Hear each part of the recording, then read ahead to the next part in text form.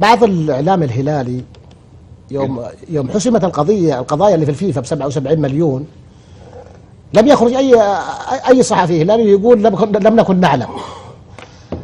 بلاش من ذيك، يوم راح سامي الجابر وقال عندنا قضايا موجودة حاليا 68، قلت أنت 33 وسيد فوز قال 55، ما فيكم ولا واحد قال احنا ما كنا ندري، احنا ما كنا نعلم، بينما كل هذه قد حقائق. وبالتالي انا بودي انه المهنيه اللي تتابعونها بشغف لدى الاخرين، انا اطلبها منكم في الهلال، في بعض الانديه اللي معلوماتها مخفيه، ما يعني انا قلت فجاه تطلع. اللي انا اقوله ان من السخريه ان محمد بوهداي يعلم اعلام الهلال المهنيه الاعلاميه. يعني انا حقيقه يعني اذا كان الاعلام الهلالي اللي بيعلمه محمد بوهداي ولا يجي اي احد يمارس الاستاذيه على الاعلام الهلالي، انا حقيقه هذا يعني انا اعتبره من السخريه بالاعلام الرياضي ومن السخريه بالرياضه السعوديه. بس قالها بكل ابو عبد الرحمن، انت بتدخلنا في توريط الان. لا الرجل قالها بكل ادب. لا قال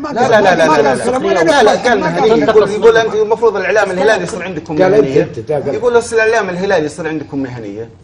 الاعلام الهلالي ما عنده مهنيه. اذا كان الاعلام الهلالي طيب. اللي قاد الاعلام السعودي ايام الانجازات وايام كل الانجازات اللي بدات من 84 طيب وتوقفت الى 2002 كله كان يقف خلف اعلام رزين. طيب. يتصدروا اعلاميين هلاليين والان يتبوؤون على المناصب.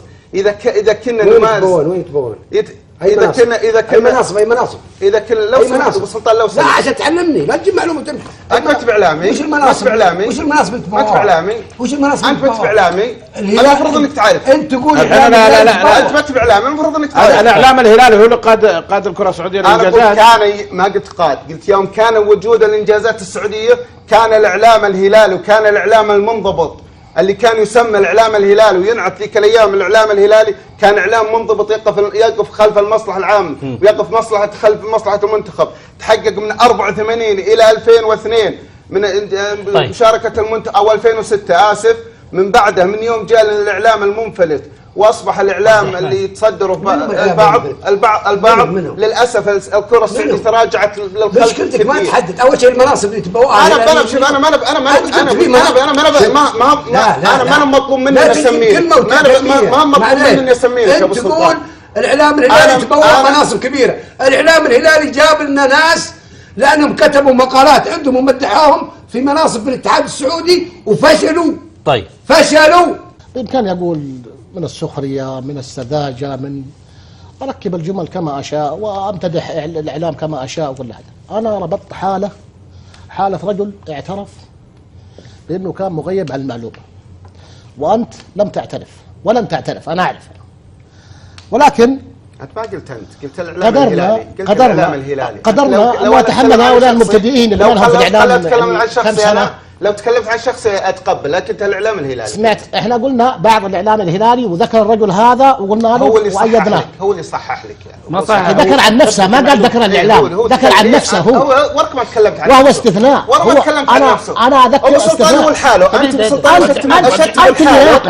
انت اللي ناقش الرجل ابو عبد الرحمن. الرجل ما تدخل معك يوم ورفعت صوتك بالصراخ. لا ما اعتذر. وهذا دليل على انه الكلام. اعتذر اذا كنت فهمت ان الصراخ، اعتذر اذا كنت انك فهمت انه صراخ، لكن انا ابو سلطان انت ضربت مثال وانا قبلت اعتذارك.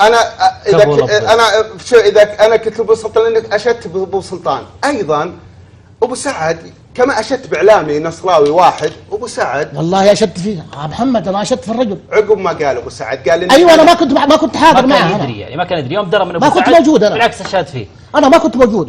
وانا اشيد في ابو سعد سواء قال ولا ما قالها. من حقه علينا ان نشيد فيه. بالعكس ترى مو واجبنا كمهنيين، يصبح حق لامثالنا ان نحترمه ونحترم ما يقول. اكيد. لكن يا ابو عبد الرحمن اذا تبغاها نعمل ثنائيات ترى انت الخسران. طيب هاي